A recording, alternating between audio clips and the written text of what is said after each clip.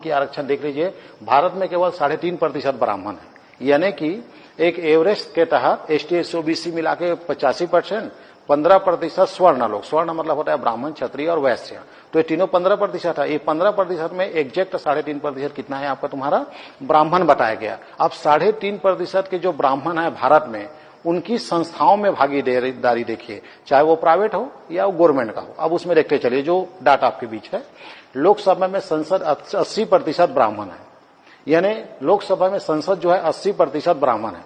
उसमें एक ब्राह्मण तो हमारे राजनांदगांव जिला से ही है, संतोष पांडे, इसका बड़ा उदाहरण। तो अधिकांश संसद का है समाज से बनते हैं ब्राह्मण से। उसके बाद राज्यसभा में 96% ब्राह्मण है। अब इसका चुनाव कैसा होता है आपका, तुम्हारा अप्रत्यक्ष होता है, तो जनरली उन्हीं लोगों का ऊपर नाम जाता है जो कौन सा जाति के होते हैं, ब्राह्मण। इसके बाद राज्यपाल, राज्यों के राज्यपाल 50% ब्राह्मण है। तो इसका भी चयन कैसा होता है, वैकेंसी नहीं निकलती कि राज्यपाल के लिए वैकेंसी भरो और आपको नौकरी लगेगा, फिर कंपटीशन एग्जाम, ऐसा नहीं होता, राष्ट्रपति नियुक्त करती है। तो जनरली राष्ट्रपति कौन सा समाज से नियुक्त करती है, 50% लगभग, आपका 50% राज्यपाल। कैबिनेट सचिव जो होते हैं 33% ब्राह्मण, मंत्रियों के सचिव 54% ब्राह्मण।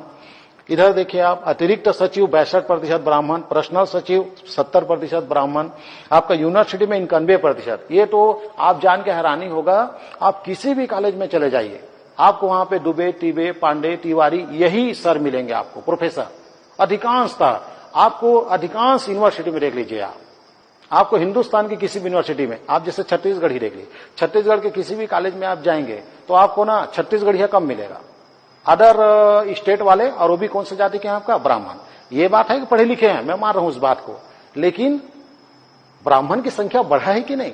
जब ब्राह्मणों को आरक्षण प्राप्त नहीं है तो फिर यूनिवर्सिटी में 91% ब्राह्मण कैसे आ गए, यानी ये समझने वाली चीज है। लेकिन इसको समझने के बाद अपने को लड़ना नहीं है, हमको जानना है कि एसटी एससी ओबीसी के साथ में भी ब्राह्मणों के साथ आरक्षण है, लेकिन वो अघोषित है, वो संविधान में लिखित नहीं है।